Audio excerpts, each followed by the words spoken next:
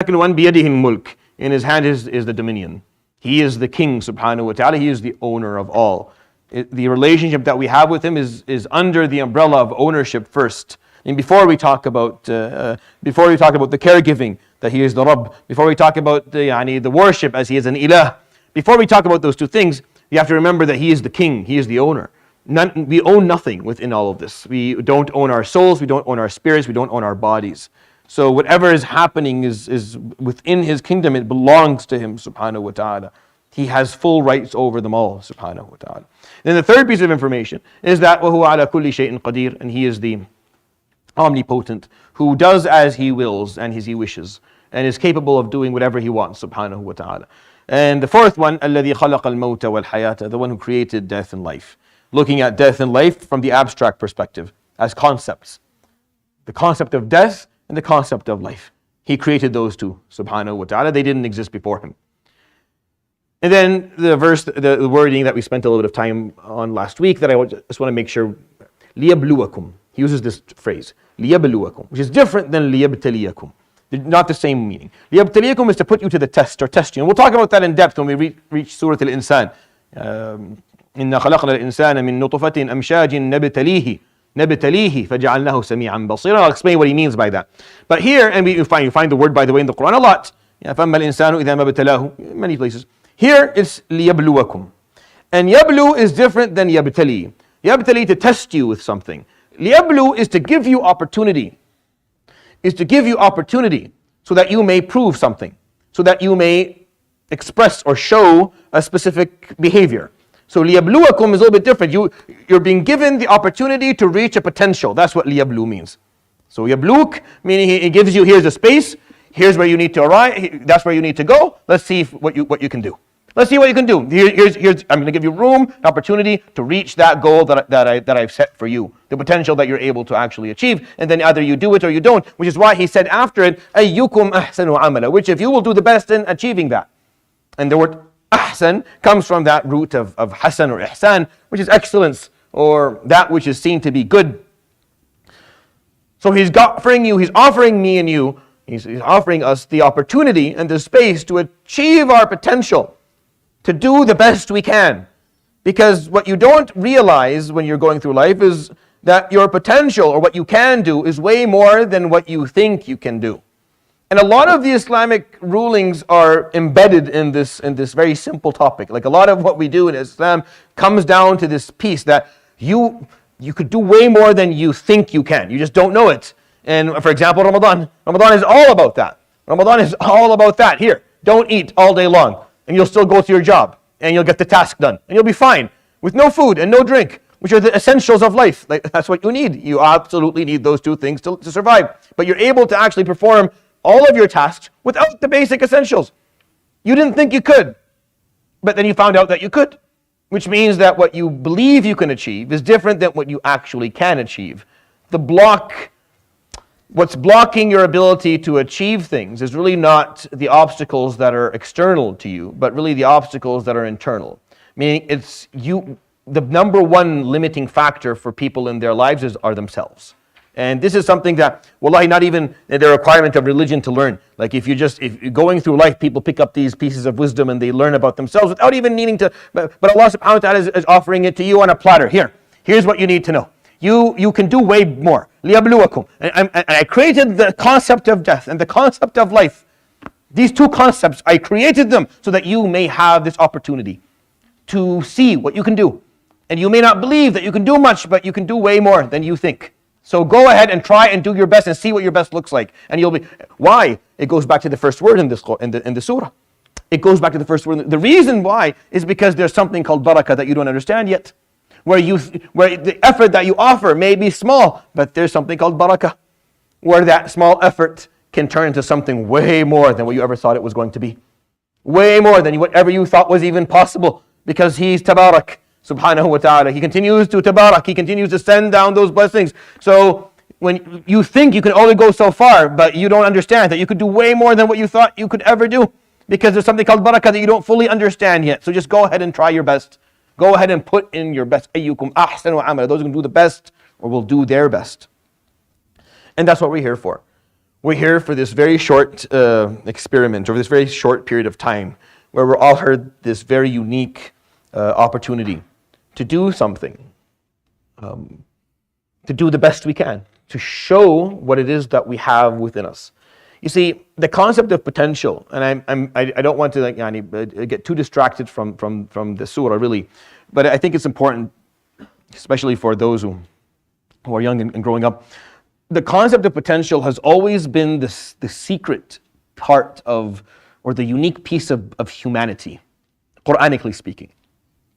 You see, Iblis didn't want to show Adam respect because he said, أَسْجُدُ لِبَشَرٍ خَلَقْتَهُ مِنْ صَلْصَالٍ مِنْ حَمَإٍ مَسْنُونٍ, from this clay, from this hardened mud within it is rotten mud, like mud that's been with water for so long that has a scent to it. صَلْصَالٍ مِنْ حَمَإٍ مَسْنُونٍ. It's a very ugly mix. This whole, what you created him from does not really, I don't know. This صَلْصَالٍ مِنْ حَمَإٍ مَسْنُونٍ, it doesn't seem to be. I'm from smokeless fire. I'm a smokeless flame. Something very pure, something beautiful, something powerful. What is this? صَلْصَالٍ مِنْ حَمَإٍ مَسْنُونٍ.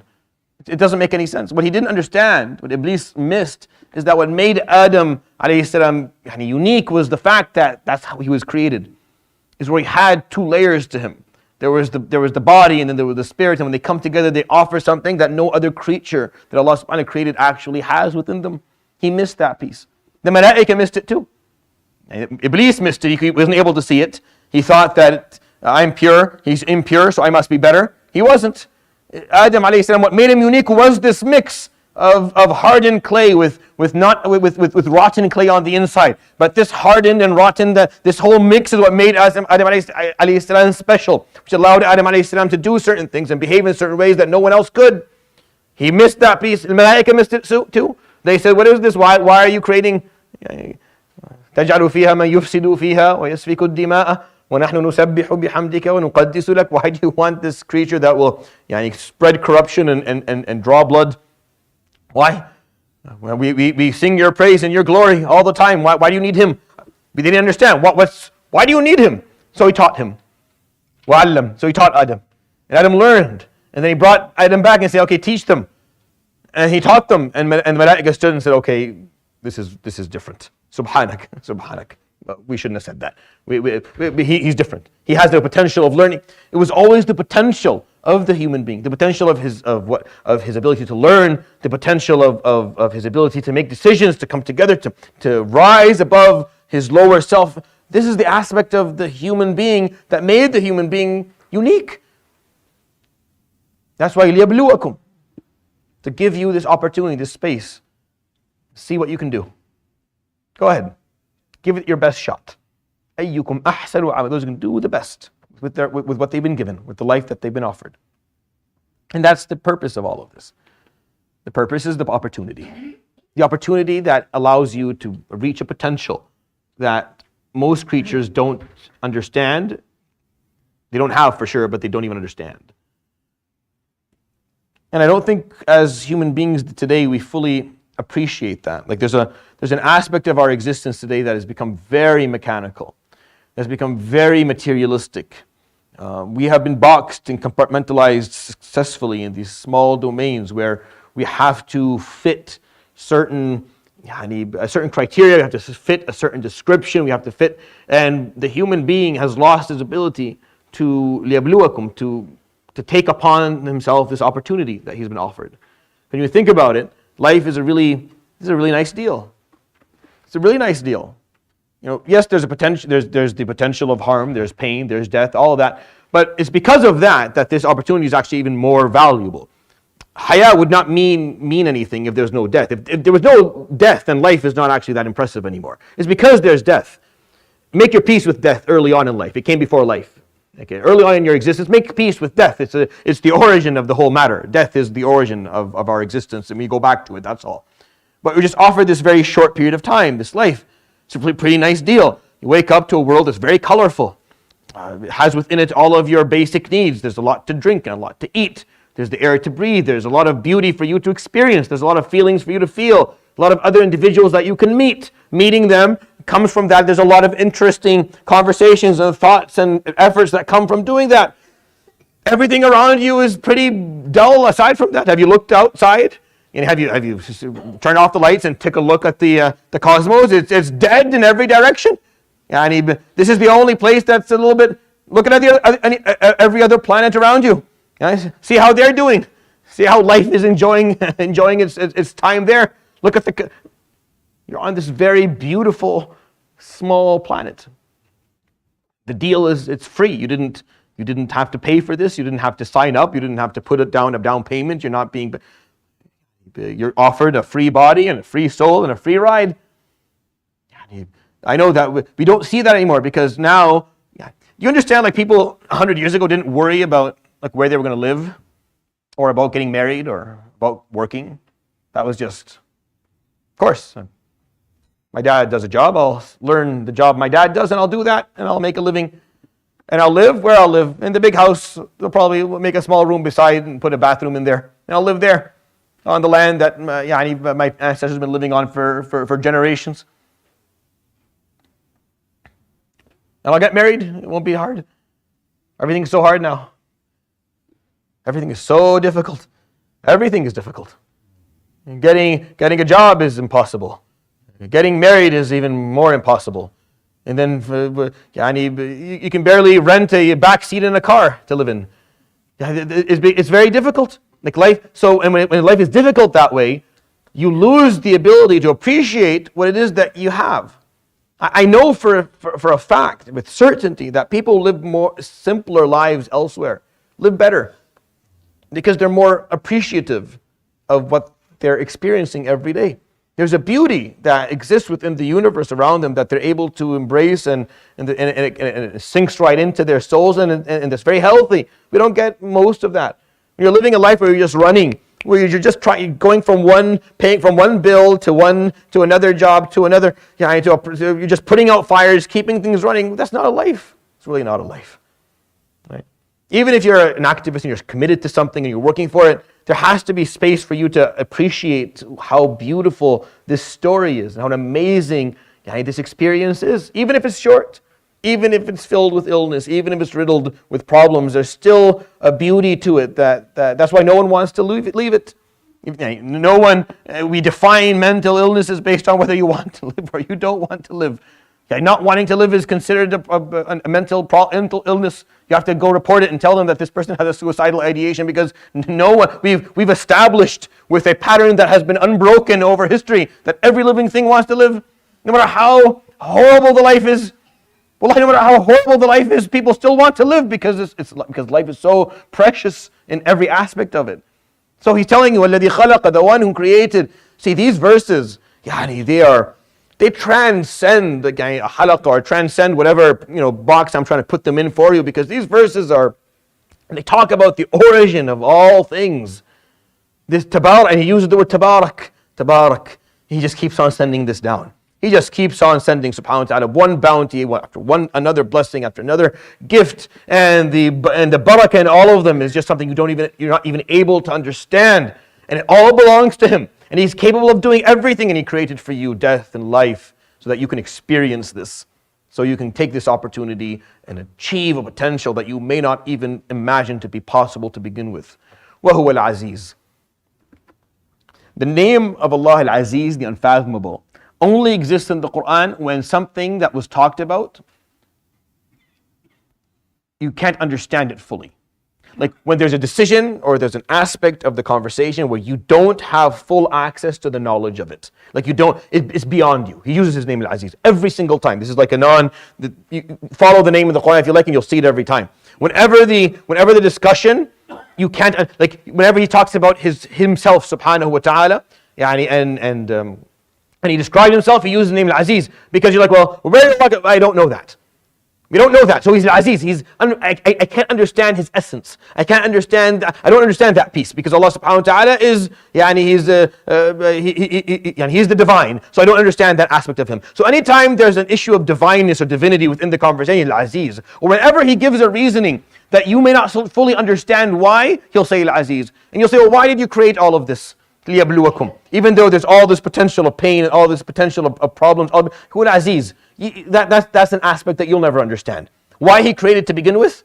Why did He not just leave existence with maut? Why did He add hayat?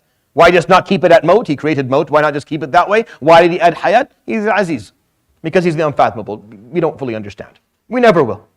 We'll never be able to offer an answer that will satisfy anybody, because that's His choice, subhanahu wa ta'ala. And He chooses as He pleases, and we may not fully always understand exactly why. There are certain aspects of Allah subhanahu wa ta'ala. That's why He's the divine. If you understood everything, then that means either you're divine or He isn't, subhanahu wa ta'ala. Because I'm not divine. If I'm able to understand everything regarding God, then either I am divine or He is not, and both of those are wrong. I know that I'm not, and the reason that we worship and praise Allah because He's divine. You can't have your cake and eat it too. You can't have a Lord that is divine, but you're going to understand every single aspect, even His essence. That doesn't work that way. You can't have them both. Either you understand everything, so He's not really divine, a strong being somewhere.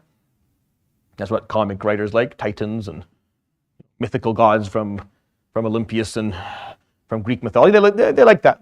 They can explain to you the origins of everything because they're not really gods. They're not divine. They're just strong. We're talking about something different. We're not talking about a strong being. We're talking ala kulli shay'in qadir. That's how He described Himself. Someone who, no, He is omnipotent. Everything is, there's no weakness. There is no weakness. I don't understand. You understand something like that? I don't understand. I can't comprehend a being that doesn't have no weakness. Every being has a weakness. Every being has a weakness. That's why they're beings. That's how they're creatures. They have a weakness. He doesn't. وَعَلَى كُلِّ شَيْءٍ قَدِيرٌ. It's bulletproof. There's nothing. That's why He's divine. وَهُوَ الْعَزِيزُ, number one. And then Al-Ghafur. Why Al-Ghafur? Because as you take this opportunity to achieve your best, لِيَبْلُوَكُمْ أَيُّكُمْ أَحْسَنُ عَمَلًا, you're going to fail a lot, and He'll forgive you for that. Don't worry. He's Al-Aziz in terms of why this was offered to begin with, because I don't know exactly. That's His choice, subhanahu wa ta'ala. He chose for life. I always say, why not? Here's my answer. Why did He create? Well, why wouldn't He? What, you have the ability to create and you didn't? You understand what it means to create from nothing?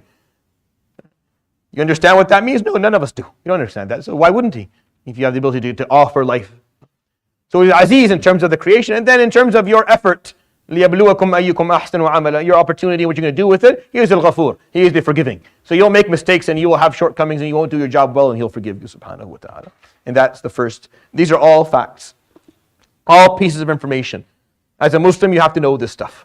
Like you have to be at peace with this knowledge, because this is the knowledge that you're going to base your Islamic choices, your life, your behavior, the way that you're going to adhere yourself to Islam and you're going to spread Islam. It's going to be based on understanding these concepts. All right, so we'll move on, inshallah, to ayah number 3. We'll recite ayah number 3 and 4 together because they're connected, and I'll explain, inshallah, their meanings. أعوذ بالله من الشيطان الرجيم. بسم الله الرحمن الرحيم. الذي خلق 7 سماوات طباقا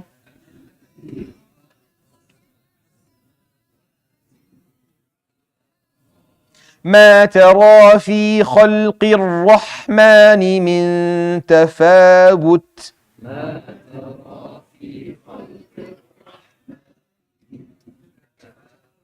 فارجع البصر هل ترى من فطور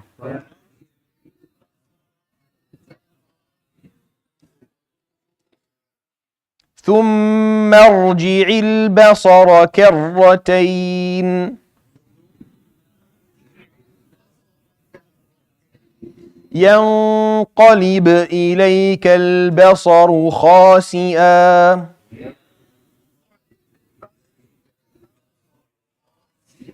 So watch out for the ba. Here is sakin. It's not a ba with a dhamma, and I'll explain in a moment. So it's yanqalib with a qalqala, not with a dhamma on it. وَهُوَ حَسِيرٌ. So if you look at the ending of every ayah in this page, right? If you do a quick screening, you'll find all of them end with a ra, right? So, and they all end with a ra, either with a ya before it or a waw. If there's a waw before it, it's going to be a heavy ra.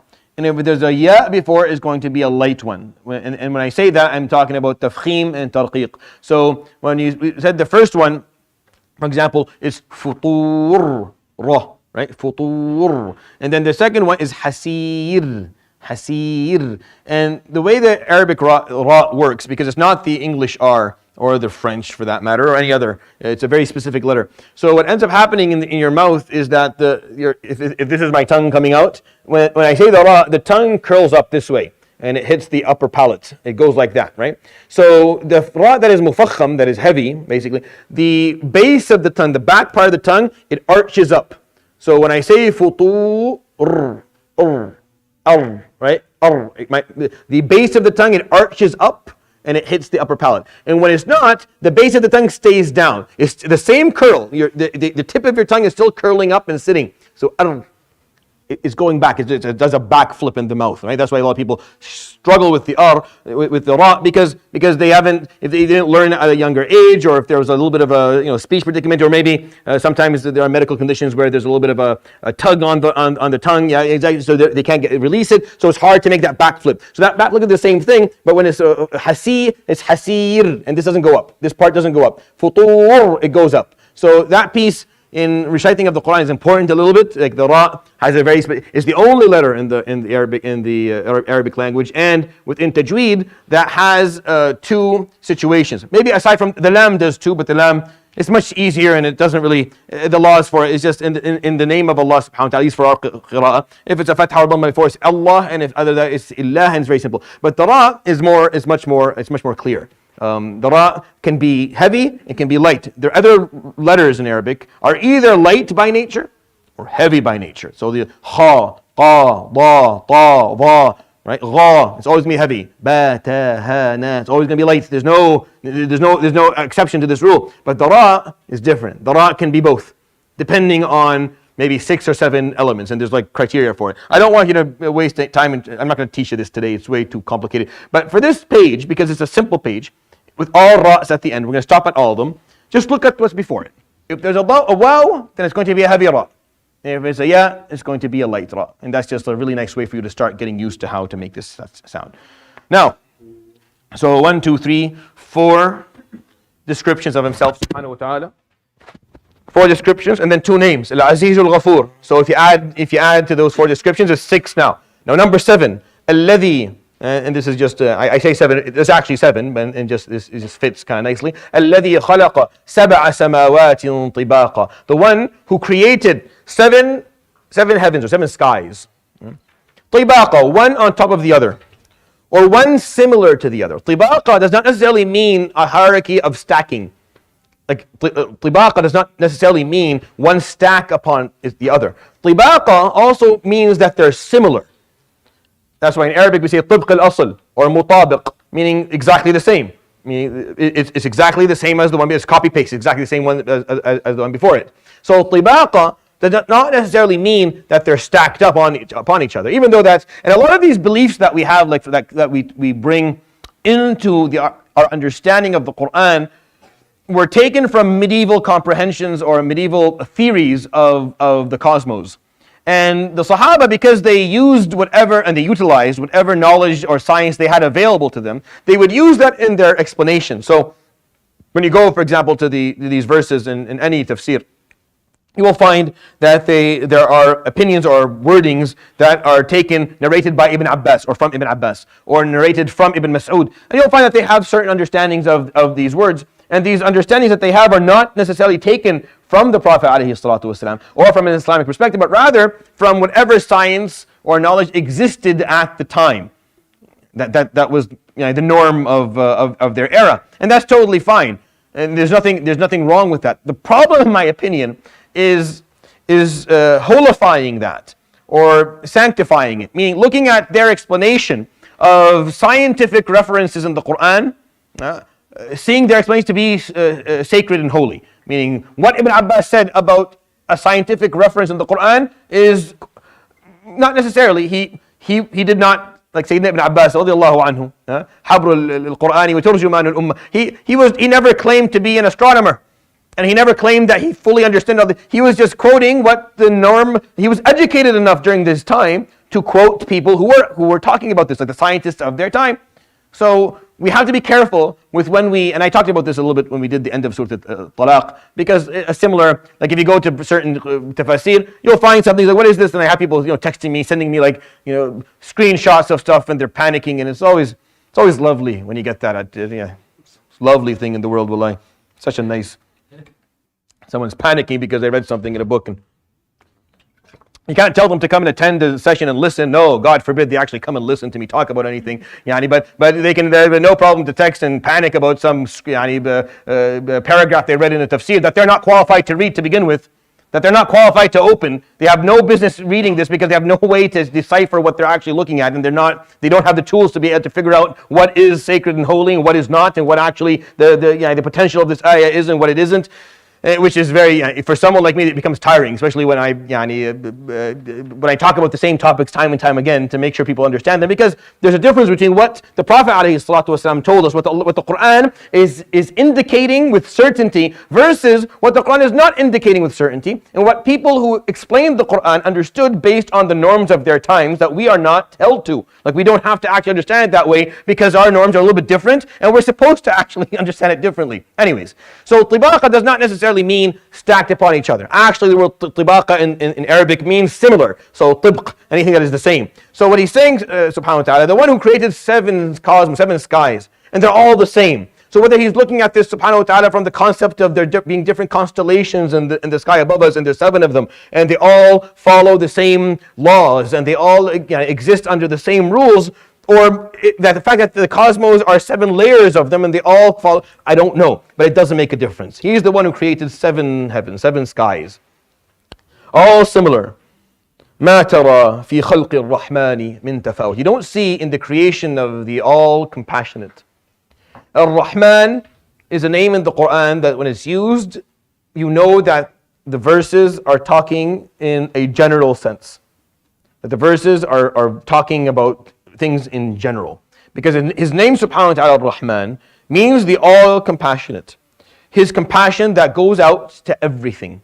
His compassion that affects everyone. Ar-Rahman, there's a certain proportion of rahmah that you're going to get from him, subhanahu wa ta'ala, no matter what you do. Muslim, not Muslim, good, bad. There's a certain amount of Rahman that you're going to get from him, subhanahu, because he's a Rahman, because he is compassionate with all. There's a standard, there's a certain level that no one will be treated with less than that. No one will be treated with less than a certain amount of compassion, because he, subhanahu wa ta'ala, is a Rahman. And then if you actually obey, adhere, learn and follow, then you get his name Ar-Rahim, and then you get more compassion. If you love him, then he'll give you more. But every creation, everything he ever created or made, subhanahu wa ta'ala, gets a certain amount of rahmah within their existence, because he is Ar-Rahman, subhanahu wa ta'ala. So when he uses his name, Ar-Rahman, he's talking about things generically, always, because he's talking about creation and all together. And you'll find that if you go to the surah, for example, Ar-Rahman, or if you look for it in other contexts within the Quran. It was a name the Arab hated, like Quraysh didn't like, because it was coined by the Prophet ﷺ. And no one had used this phrase or used this derivative within the Arabic language before the Quran did. And the Arab, and it's a beautiful one. They didn't need me to explain this to them. When they heard the word Rahman, this is, for example, it's similar to the derivative that my name comes from, like the alif noon at the end, right? Whenever you add something to the alif noon, it becomes something that's always that is generic. So someone is ju'an, right? They're hungry. That means they'll eat anything. They're not hungry for a donut or for kabsi or mandi or something. No, they're hungry. Ju'an, they'll eat anything. Atshan, they're thirsty. Ta'ban, they're tired. It's not I'm tired from that. No, I'm tired in general. So when you add the alif noon, it becomes generic. So Rahma is compassion. Rahman, always. He's always compassionate. There's no specificities anymore. There's no specifics to that. Rahim, no, there is. Rahim, there is. Because that fa'il is a different derivative altogether in the Arabic language. So there's specifics to it. Rahman is generic. So when the Arabs heard this name, it's a beautiful name. It's how the Prophet ﷺ introduced Allah subhanahu wa ta'ala to the Arab. They knew Allah. وَلَئِنْ سَأَلْتَهُمْ مَنْ خَلَقَ السَّمَاوَاتِ وَالْأَرْضَ لَيَقُولُنَّ اللَّهِ. If you ask them who created the cosmos and the earth, they'll say Allah. They know the name. Arabs who are non-Muslim and Arabs who are Christian and Arabs who are Jews use the name Allah. This is the name of God. They use this as part of the Arabic language. So when the Prophet ﷺ brought a description of Allah subhanahu wa ta'ala to them, that was different. He used the name Ar-Rahman and people fell in love with it. It was one of the biggest attractions to Islam. Early years was this name. And the Arab, they hated it. The Quraysh, they hated it. And they started saying, he's being taught by a Roman man called Rahman. وَلَقَدْ نَعْلَمُ أَنَّهُمْ يَقُولُونَ إِنَّمَا يُعَلِّمُهُ بَشَرٌ لِسَانُ الَّذِي يُلْحِدُونَ إِلَيْهِ أَعْجَمِيٌّ وَهَذَا لِسَانٌ عَرَبِيٌّ مُبِينٌ. And we know that they are claiming that indeed he is being taught, or he's exclusively being taught by a human being.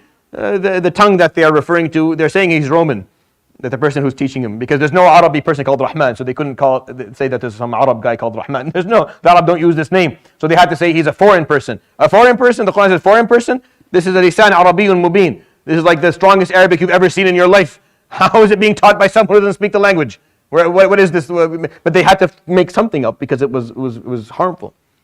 ما ترى في خلق الرحمن من تفاوت. You don't see in the creation of the all-encompassing. You see, isn't it fascinating that he uses that name here? He's talking about creation. He's talking about creation at on its largest scale. On its largest scale. He's telling you, look at the cosmos. Right? That was the iPad of our ancestors. They stared at the cosmos and they figured out where things were. They look at the cosmos. Look at it. ما ترى في خلق الرحمن. When he talks about the creation of everything, he uses his name Ar-Rahman to attach it to. So it could be ما ترى في خلق الله or في خلق الخالق. His name is the creator. So you could use that as his name. No. He would add the ultimate example of creation to his name Ar-Rahman, to indicate that when he created all of this, the intention behind it was that the compassion would continue to complete. That's why Tabarak. That his compassion will continue to come to you in a form of barakah forever. ما ترى في خلق الرحمن. The Rahman, look at his creation. You will not see in his creation tafawut. You won't find discrepancies. You won't find multiple laws or rules. You won't find differences that will indicate a failure of creation, or there being more than one creator. What the Quran is getting you to look at, and this is an important piece, is what the Quran wants you to see is, take a look. Do you find different laws functioning in other parts of the universe? Do you have any indication, we're looking at all this, that two creators made two different things and they don't fit together, or they don't work, and the set of laws that apply here don't apply there? Or if you look, do you see ما ترى في خلق الرحمن من تفاوت? And then what he says after that, فارجع البصر. Look again. هل ترى من فطور? So you don't see tafawut, you don't see a discrepancy. You don't see multiple laws. It's all one large blanket of creation. It's all there, it all functions the same way. From the atom that exists inside a dying cell of your body that no one will ever pick up or be seen again, to the center of the universe itself, it's the same laws that apply all across the board. There's no discrepancy. Look at Khalq al-Rahman. It's all the same. Exactly the same. Everything has a center and there's a rotating counterclockwise around it. It's all the same. Now look again. فَارْجِعِ الْبَصَرِ. Look again. هَلْ تَرَى مِن فُطُورٍ? Do you see openings?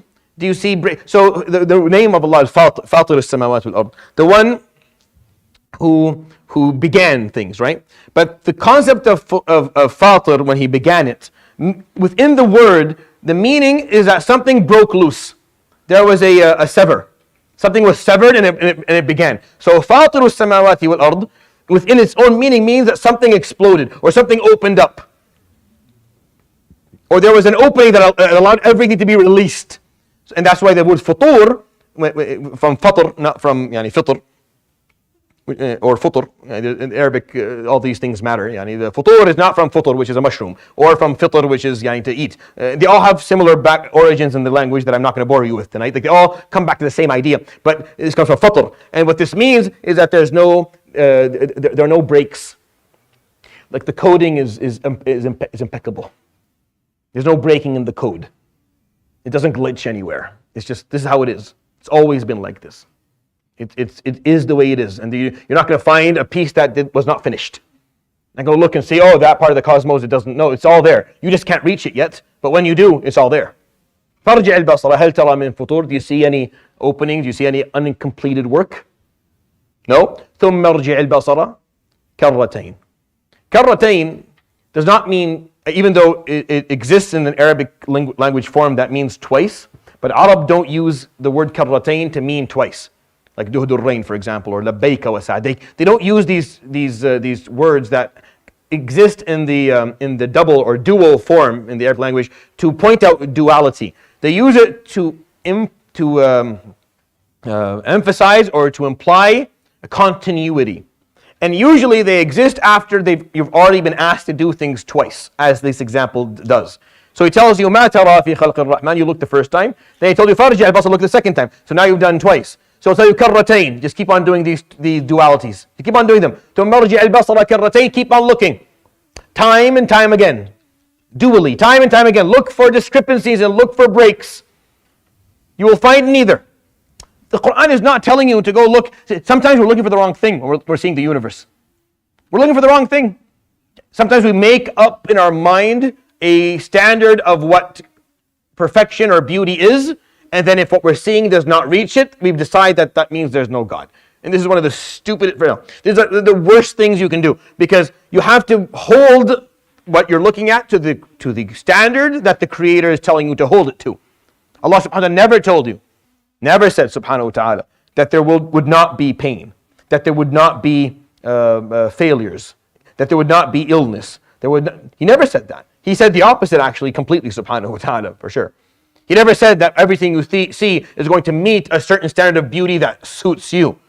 No, He defines beauty, subhanahu wa ta'ala. So the standard of it is whatever He wants. And what He's telling you is that, look, you won't find a discrepancy in the laws that govern the universe. And you won't find any breaks or unfinished or uncompleted work. That's what you won't find.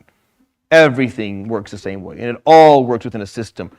كُلٌّ فِي فَلَكٍ يَسْبَحُونَ. They're all moving within their orbits the way they were supposed to move. So take a look and you'll see all. And that's what you're looking for.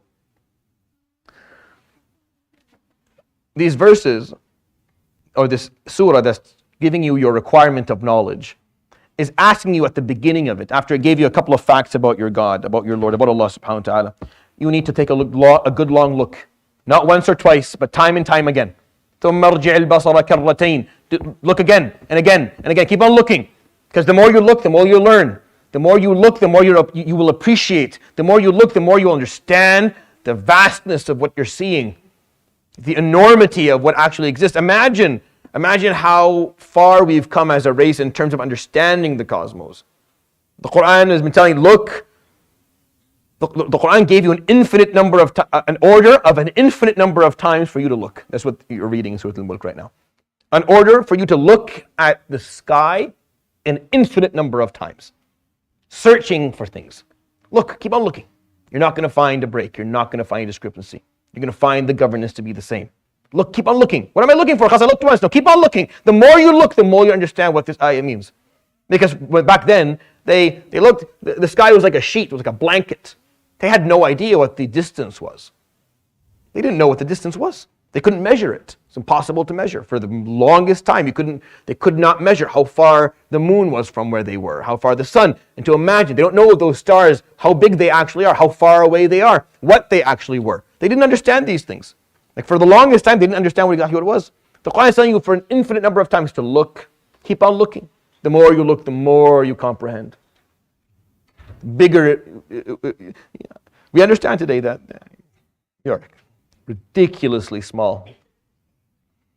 We are ridiculously tiny as a solar system, really, as a galaxy. We're extremely, extremely small. Forget about as a planet or as a country or as a community. We're very small. Then what's the point? Tabarak, that's the point. Because it doesn't matter that you're small and you're simple.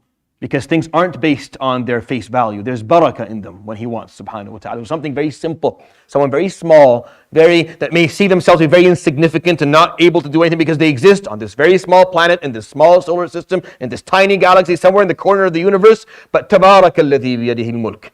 He decides what gets barakah and what doesn't. He decides whether your potential and your effort and your work will have barakah or it won't. You don't get to decide that. You underestimate everything you get anyways. You underestimate all the things He gave you, subhanahu wa ta'ala. You weren't able to see their value. You can't even see the value of yourself. You don't understand the value of what you could offer yourself. So don't worry about it.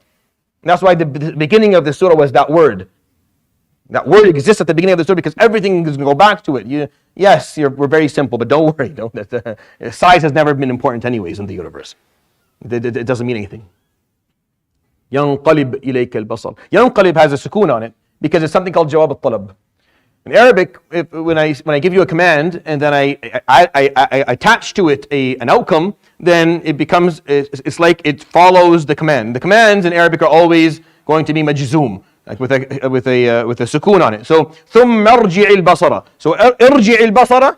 It says command, return your eyesight. Look again, return your eyeballs up into the sky. So it's a command. And if you do that, ينقلب إليك البصر. Your eyesight will come back with the following information. خاسئا, frustrated that they cannot find a discrepancy. وهو حسير, in a state of awe that there is no break. There's no tafawut, and there's no futur. You look long enough, your conclusion, what your eyes will conclude when they learn, is khasi'an, meaning frustrated, that there was no discrepancy there.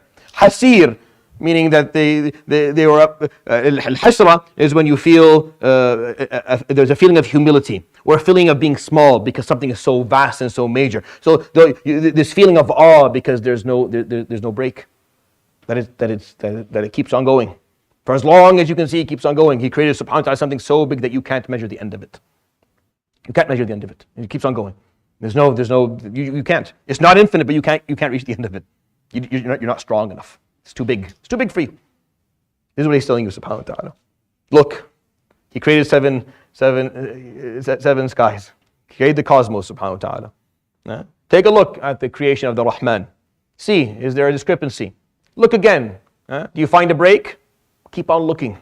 The longer you look, the more you'll come to the conclusion that you'll be frustrated that there's no discrepancy. Because it is frustrating. Why? Because it would be nice if there was. Because that just ends this whole discussion. You can all get up and get out and go do something else. You don't have to worry about anything. You have to worry about, you're here for a while, just have a good time and then go back into the earth. But if we're going to have to worry about accountability, about ayyukum liyabluwakum, and potential and achievement and performance and ahsanu amala and excellence and doing good deed, that's a headache.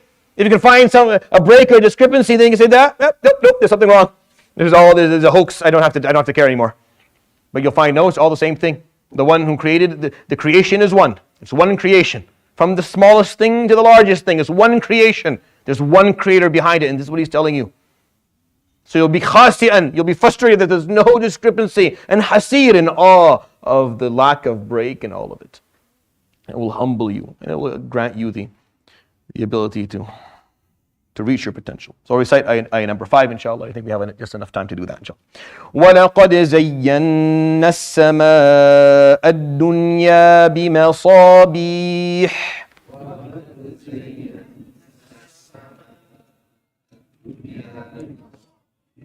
وَجَعَلْنَاهَا رُجُومًا لِلشَّيَاطِينِ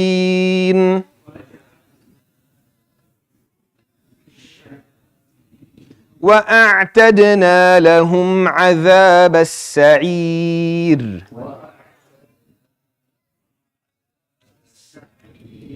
And he says, وَلَقَدْ زَيَّنَّا, and he says indeed, and he takes an oath, subhanahu wa ta'ala. This lam at the beginning of qad is the lam of an oath. And muwatti' al-qasam, meaning there's an oath that's being taken. He's taking an oath, subhanahu wa ta'ala. And qad is to emphasize. So he's emphasizing heavily, subhanahu wa ta'ala, that he beautified, zayyanna. Said indeed, we have beautified as-sama' ad-dunya, the close sky. Like the sky that is closest to you, the one that you can see. The one that you can take a telescope and look at and measure things and figure out. And maybe even reach with your small rockets and get to certain spots, and that's stuff that you can look at. That sama' ad-dunya, he has beautified it, subhanahu wa ta'ala. And that on its own, that wording specifically, is worthy of a little bit of reflection. Because when he says zayyanna sama' ad-dunya, what he's stating, subhanahu wa ta'ala, is that a lot of that he takes interest in beautifying things for you. That the beauty that you are seeing or the beauty that you are witnessing is by design. It's not just by chance. No. A lot of this may not serve more of a purpose than just being an aspect of beauty, something for you to see and enjoy. He talks about this all the time in the Quran. You can find this like this theme of zina and of al-jamal. When he talks subhanahu wa ta'ala about وَلَكُمْ فِيهَا جَمَالٌ حِينَ تُرِيحُونَ وَحِينَ تَسْرَحُونَ وَالْخَيْلَ وَالْبِغَالَ وَالْحَمِيرَ لِتَرْكَبُوهَا وَزِينَ. And the horses and mules and donkeys, He created them for you to mount and ride. وَزِينَ, and they're beautiful. And they're beautiful. وَلَكُمْ فِيهَا جَمَالٌ, and there is beauty for you. You will find beauty in them. Like you eat them, you drink their milk, you mount them, and there's also beauty. Like the Quran takes them away. وَلَكُمْ فِيهَا جَمَالٌ حِينَ تُرِيحُونَ وَحِينَ تَسْرَحُونَ. When you're sitting there looking at them, or you allow them to graze and you just watch them. There's beauty in just being around them. So the Quran will point out this, this aspect of creation a lot.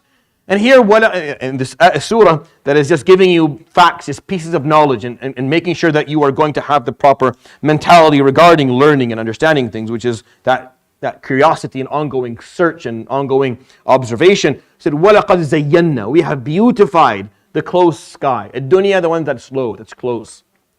Dunya does not always mean low, it can mean close. Dana, mean came close. Dana mean he came close to you. Ad-dunya, sama ad-dunya is not the low sky to feel bad about yourself, it's the close one. It's the one that you have access to. Because we don't have access to everything else. We don't know what, there's 7 of them, we have no idea how they work. Are they horizontal? Are they vertical? Are they a fourth dimension? I don't know, but they're there. The one that we see, he says, we beautified it. بِمَصَابِيحِ, with lanterns, with burning things. With burning things. He's not talking about just the sun, because the sun is one thing. He's talking about everything else that you're seeing, all the stars. وَجَعَلْنَاهَا رُجُومًا لِلشَّيَاطِينَ, and they are rajam is when you stone something. So rujuman basically is the tool of stoning, lishayateen, for eavesdropping, shayateen or devils. What does he do here in this ayah? He does something very important. He points out the duality of everything that you see.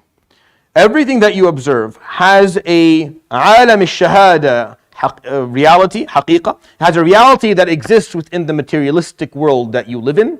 And it has a reality within alam al-ghayb, within the world of the unseen that you don't understand. Everything that you see, everything, including the stars in the sky, including the stars. In the materialistic world, they are lanterns that are far away. They're burning objects. Masabih, that's what a misbah is. It's a burning object that grants light. So these burning objects in the sky, that's their dunya reality. That's their cosmologic reality, their cosmic reality. But then there's a reality of alam al-ghayb, of the world of the unseen, where they serve as rujum lish-shayateen, where they take out shayateen who are eavesdropping from the malaika. What do you know about that world?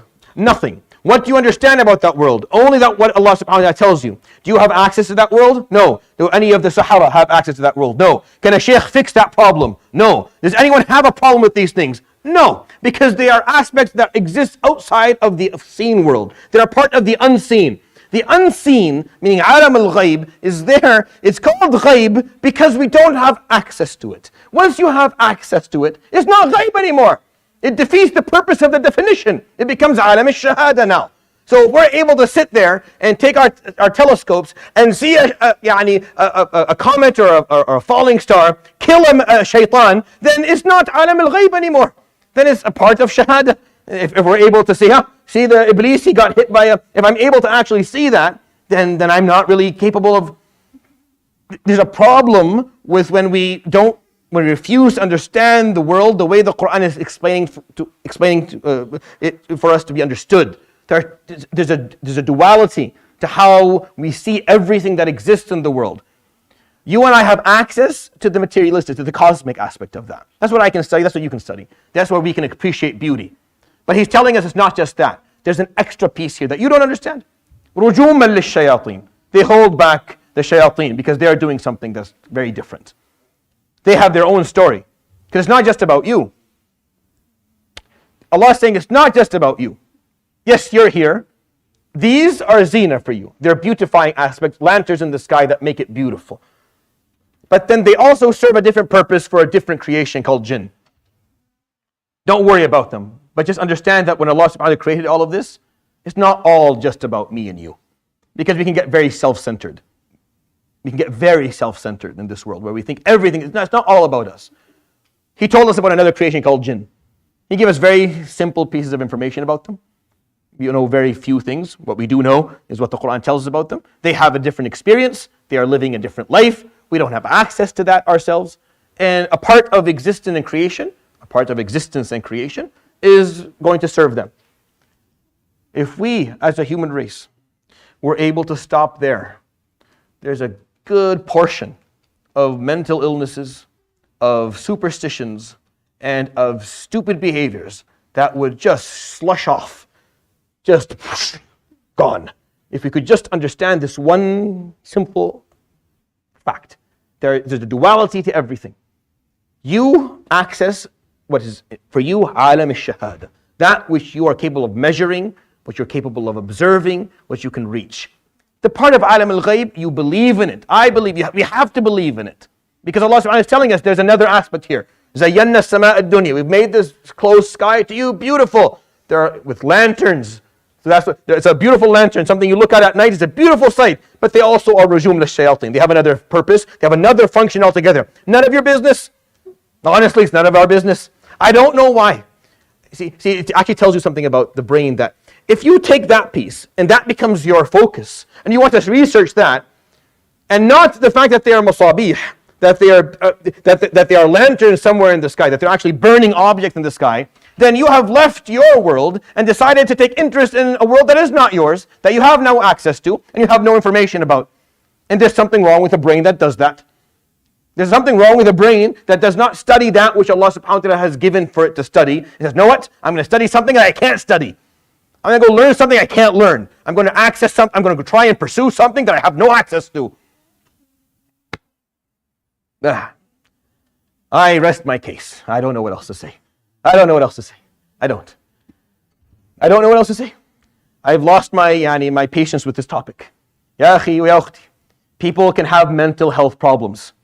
Severe trauma, abuse, neglect, ongoing comparisons, a very stressful upbringing, living in a time where they have access to too much, they visualize more than they can understand. They're being exposed to more than they can deal with. These will cause mental health problems for people. Mental health problems have to be dealt with from a mental health care perspective. There's always going to be barakah, because he said tabarak. There's always going to be barakah of reciting the book of Allah and performing ruqyah. You have to. You are at fault if you don't. If someone is ill and you don't go recite the Quran for them, you're at fault for that. If someone is feeling down and you don't recite the Quran for them, you're at fault if you don't make dua for them, if you don't stand there for a half an hour reading Surat Al-Baqarah. You are at fault.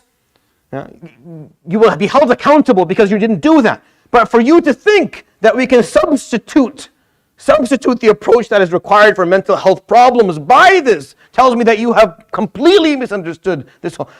If you're going to substitute mental health care with ruqyah and some person who claims they can remove a jinn or sihr from you, then when you break your leg, go to him too.